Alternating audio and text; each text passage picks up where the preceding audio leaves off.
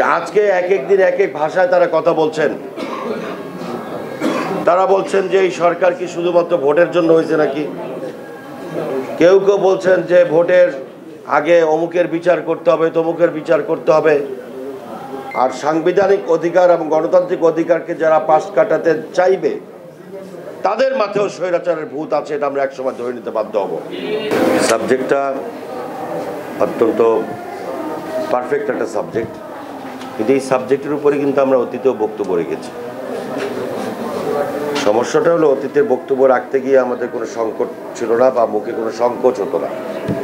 কারণ আগের যে বক্তব্যগুলো রাখতাম সেটা সরাসরি গণতন্ত্র বিরোধী অপশক্তির বিরুদ্ধে, ভোটাধিকার হরণকারী স্বৈরাচারের বিরুদ্ধে আমরা বক্তব্য রেখেছি। সেখানে আমাদের কোনো সংকোচ বোধ ছিল না। তাদের কাছ থেকে আমাদের দাবি আদায় করতেই হবে।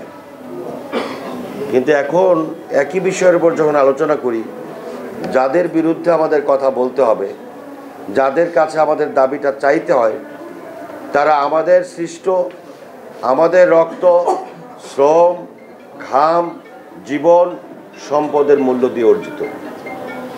যাদের কাছে আমরা প্রত্যাশা করেছিলাম যে একটি আগামী দিনের সুন্দর বাংলাদেশ গঠন করার লক্ষ্যে মানুষের ভোটের অধিকার প্রতিষ্ঠা করার মধ্য দিয়ে জনগণের একটি নির্বাচিত সরকার হবে, সেই সরকার বাংলাদেশের আগামী দিনের জাতীয় নির্বাচনের মাধ্যমে জনগণের অধিকার আদায় করবে। কিন্তু দুঃখজনক হল সত্য যে আজকে এক এক দিন এক এক ভাষায় তারা কথা বলছেন। তারা বলছেন যে এই সরকার কি শুধুমাত্র ভোটের জন্য হয়েছে নাকি। কেউ কেউ বলছেন যে ভোটের আগে অমুকের বিচার করতে হবে, তমুকের বিচার করতে হবে। ভোটের সঙ্গে, জনগণের নির্বাচিত সরকারের সঙ্গে তো এগুলো কোনো সম্পর্ক নাই। মানুষের ভোটের অধিকার হচ্ছে সাংবিধানিক অধিকার, গণতান্ত্রিক অধিকার। আর সাংবিধানিক অধিকার এবং গণতান্ত্রিক অধিকারকে যারা পাশ কাটাতে চাইবে তাদের মাথায়ও স্বৈরাচারের ভূত আছে, এটা আমরা একসময় ধরে নিতে বাধ্য হব। কারণ মানুষের অধিকারকে, সাংবিধানিক অধিকারকে যারা দীর্ঘায়িত করতে চাইবে তাদের মনের মধ্যে অসৎ কোনো উদ্দেশ্য আছে, এটা আমাদের ভাবতে দ্বিধা করার কোনো কারণ নেই। অতএব আপনাদের সঙ্গে আমাদের পরিষ্কার বক্তব্য, আপনাদের কাছে মানুষের প্রত্যাশা হচ্ছে এই দেশ যাতে নতুন করে কোনো সংকটের মুখে না পড়ে। এই দেশ গণতন্ত্রের পথে এগিয়ে যাচ্ছে। বিএনপি তার রোড ম্যাপ অনুযায়ী একটি গণতান্ত্রিক বাংলাদেশ বিনির্মাণের জন্য কাজ করে যাচ্ছে। আপনারা রোড ম্যাপের বাইরে চলে গেছেন।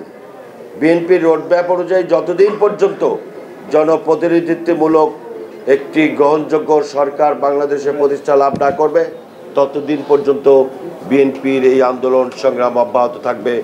আসুন আমরা প্রত্যাশা করি এই সরকারও মানুষের সাংবিধানিক এবং গণতান্ত্রিক এবং ভোটের অধিকার অনতি বিলম্বে ফিরিয়ে দেওয়ার ব্যবস্থা করবে।